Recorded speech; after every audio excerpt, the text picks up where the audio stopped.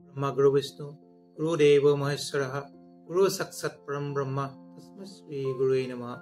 नमस्कार प्रिय बন্ধুসকল, মোৰ ইউটিউব চেনেল এষ্টেচবলৈ সকলোকে স্বাগত জনাইছোঁ। লগতে আগন্তুক নৱবৰ্ষৰ হিয়াভৰা শুভেচ্ছা জনাইছোঁ। আজি মই মীন ৰাশিৰ বিষয়ে জানুৱাৰী মাহটো চমুকৈ আলোচনা কৰিম। অকল গ্ৰহকেইটাৰ ওপৰত কৈ দিম, যিহেতু মই গোটেই বছৰৰ ৰাশিফল দি দিছোঁ, আপোনালোকে চাব পাৰে। আপোনাৰ ৰাশিতে বহি আছে ৰাহু, তৃতীয়ত বহি আছে বৃহস্পতি, পঞ্চমত আছে মংগল, সপ্তমত আছে কেতু, নৱমত আছে বৃহস্পতি বুধ, দশমত আছে ৰবি আৰু চন্দ্ৰ, একাদশত আছে শুক্ৰ, দ্বাদশত আছে শনি। এনেকুৱা আপোনাৰ ৰাশিফলটো আৰম্ভ হৈছে আৰু ৰাশিকেইটা তাত বহি আছে। যিটো ৰবি আৰু চন্দ্ৰ যদি চোৱা যায়, আপোনাৰ এইটো দশম স্থান আছে। কৰ্মস্থানত যদি ৰবি বা চন্দ্ৰ থাকে, তেনেকুৱা ক্ষেত্ৰত কৰ্মত কিন্তু অতি শুভ। কৰ্মক্ষেত্ৰত আপোনালোকে যদি দূৰত চাকৰি কৰি আছে, আপোনালোকে ট্ৰেন্সফাৰৰ কাৰণে এপ্লাই কৰিব পাৰে, তেতিয়া আপোনালোকে ভাল ফল লাভ কৰিব। আৰু কৰ্মক্ষেত্ৰত কিন্তু ৰবি থকাৰ কাৰণে কৰ্মত সৰু সুৰা খেলি মেলি বা কৰ্ম কৰিলে আপোনালোকৰ মূৰৰ বিষ হ'ব পাৰে, গাৰ এলাৰ্জি হ'ব পাৰে, তেনেকুৱা অকণমান ৰবিৰ কাৰণে হ'ব পাৰে। কিন্তু বিশেষ চিন্তা কৰিব লগা নাই। 15 তাৰিখলৈকে কিছু অশুভ আছে যদিও ৰবিৰ ফালৰ পৰা অতি শুভ ফলো লাভ কৰিব। যদি ৰবি চোৱা যায়, আপোনাৰ ষষ্ঠপতি হিচাপে আপোনাৰ অতি শুভ। এইটো অশুভ গ্ৰহ যদি অশুভ স্থানত বা শুভ স্থানত থাকে, ভাল ফল প্ৰদান কৰে। চন্দ্ৰৰ ফালৰ পৰা যদি চোৱা যায়, চন্দ্ৰ হৈছে আপোনাৰ পঞ্চমপতি, আৰু পঞ্চম স্থানত যিহেতু মংগল আছে, পঞ্চম স্থানত মংগল থকাৰ কাৰণে উচ্চ শিক্ষা যিসকলে কৰি আছে, তেনে ক্ষেত্ৰত কিছু অকণমান অশুভ থাকিব। কিন্তু চন্দ্ৰৰ ফালৰ পৰা অতি শুভ। আৰু যিসকলে ব্যৱসায় বাণিজ্য কৰিব ইচ্ছা কৰে, মংগলৰ ফালৰ পৰা কিন্তু শুভ ফল প্ৰদান নকৰে মংগলে। গতিকে ব্যৱসায় বাণিজ্য আপোনালোকে পাৰিলে হনুমান চালিচা পাঠ কৰক বা ভিক্ষাৰী ভোজনী দিয়ক, হনুমান মন্দিৰত গ'লে দৰ্শন কৰিব, জবা ফুল দান কৰক, হনুমান সেন্দুৰ দান কৰক, তেতিয়া আপোনালোকে ভাল ফল লাভ কৰিব। যিহেতু অধিপতি চন্দ্ৰ, কিন্তু তাত মংগল বহি আছে। মংগল নিজ হোৱাৰ কাৰণে কিছু অশুভ। আচলতে মংগলটো ভাল ঠাইতে বহি আছে, কিন্তু নিচস্ত।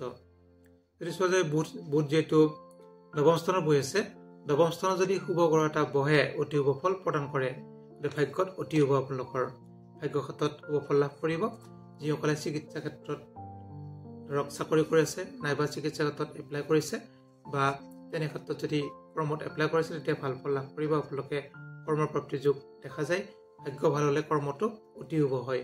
যিটো ৰবি আৰু বুধ একেলগে আছে, অকণমান এটা ঘৰ ইফাল সিফাল, কিন্তু ওচৰাওচৰিকৈ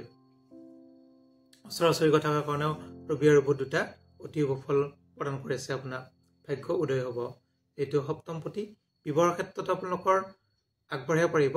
বিবাহত যিসকলে আগবাঢ়িব ইচ্ছা কৰে, প্ৰেম প্ৰীতিত আগবাঢ়িব ইচ্ছা কৰে, তেনে ক্ষেত্ৰত বিবাহত অতি শুভ ফল লাভ কৰিব। যদি বৃহস্পতি চোৱা যায়, বৃহস্পতি যিহেতু তৃতীয়ত আছে, তৃতীয়, ষষ্ঠ, একাদশ এনেকুৱা স্থানত থাকিলে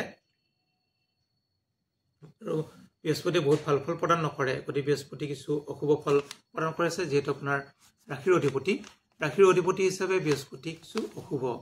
কিন্তু এটা বস্তু চাব লাগিব, যদিও আপোনাৰ নিজৰ অশুভ, কিন্তু আপোনাৰ ভাতৃৰ অতি শুভ। যিটো ভাতৃস্থানত বহি আছে বৃহস্পতি গুৰু, ভাতৃৰ কৰ্মক্ষেত্ৰত ভাল হ'ব, শুভ ফল লাভ কৰিব। ভাতৃ চাকৰি পাব। ভাতৃয়ে যিহেতু আপোনালোকৰ মনৰ ইচ্ছামতে চাকৰি কৰিব পাৰিব, বা ট্ৰেন্সফাৰ যোগ, এনেকুৱা কিন্তু ভাতৃৰ অতি শুভ, উন্নতি হ'ব। টকা পইচা ক্ষেত্ৰতে ভাতৃৰ অতি শুভ। শুক্ৰ যদি চোৱা যায়, শুক্ৰ যিহেতু একাদশত আছে, একাদশত যেনেকৈ বৃহস্পতি দ্বিতীয়, তৃতীয়, ষষ্ঠ থাকিলে অশুভ, শুক্ৰ কিন্তু একাদশত থাকিলে কিছু অশুভ। শুক্ৰ হৈছে আপোনাৰ তৃতীয়পতি আৰু অষ্টমপতি। গতিকে তৃতীয়পতি আৰু অষ্টমপতি হিচাপে কিছু অশুভ স্থানত থকাৰ কাৰণে শুক্ৰ কিছু অশুভ ফলে প্ৰদান কৰিব আপোনাক। যদি শনি চোৱা যায়, শনি আপোনাৰ দ্বাদশত আছে। দ্বাদশ মানে আপোনাৰ যিহেতু খৰচৰ ঘৰত আছে, খৰচৰ ঘৰত থকাৰ কাৰণে শনি কিছু অশুভ। কিছু টকা পইচাৰ ক্ষেত্ৰত খৰচ বৃদ্ধি হ'ব।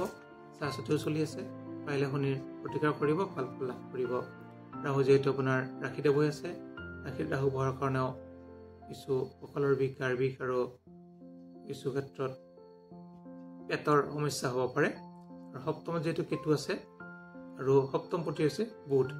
সপ্তমৰ অধিপতি বুধ যিহেতু আপোনাৰ নৱম স্থানত আছে, ভাগ্যস্থানত। গতিকে বিবাহ বাৰুৰ ক্ষেত্ৰত আপোনাৰ অতি শুভ ফল লাভ কৰিব বুধৰ কাৰণে। যিসকলে বিবাহত আগবাঢ়িব ইচ্ছা কৰে, তেওঁলোকে আগবাঢ়িব পাৰে, ভাল ফল লাভ কৰিব। যদি আমি চাওঁ প্ৰতিকাৰ হিচাপে যিহেতু আপোনাৰ ৰাশিতে ৰাহু বহি আছে, ৰাহুৰ মন্ত্ৰ জপ কৰিব পাৰে। ৰাহুৰ মন্ত্ৰ এনেধৰণৰ ওম ঐং হিং শ্ৰী ৰাহুৱে, ওম ঐং হিং শ্ৰী ৰাহুৱে, এনেকুৱা আপোনালোকে 108 বাৰ পাঠ কৰিব পাৰে শনিবাৰ বা মঙলবাৰে। তেতিয়া আপোনালোকে ৰাহুৰ ফালৰ পৰা ভাল ফল লাভ কৰিব।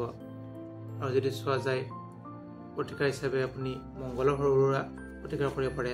এনেকুৱা যিসকলে ব্যৱসায় বাণিজ্য কৰিব ইচ্ছা কৰে বা পাৰ্টনাৰশ্বিপত ব্যৱসায় বাণিজ্য কৰিব ইচ্ছা কৰে, তেওঁলোকে মংগলৰ প্ৰতিকাৰ কৰি ল'ব। তেতিয়া আপোনালোকে ভাল ফল লাভ কৰিব। আৰু বাকীকেইটা গ্ৰহ আপোনাৰ অতি শুভ, অকল ৰাহু আৰু মংগলৰ প্ৰতিকাৰ কৰিলে হ'ল। আৰু যদি কিবা সুধিবলগীয়া থাকে আপোনালোকে সুধিব পাৰে। ধন্যবাদ।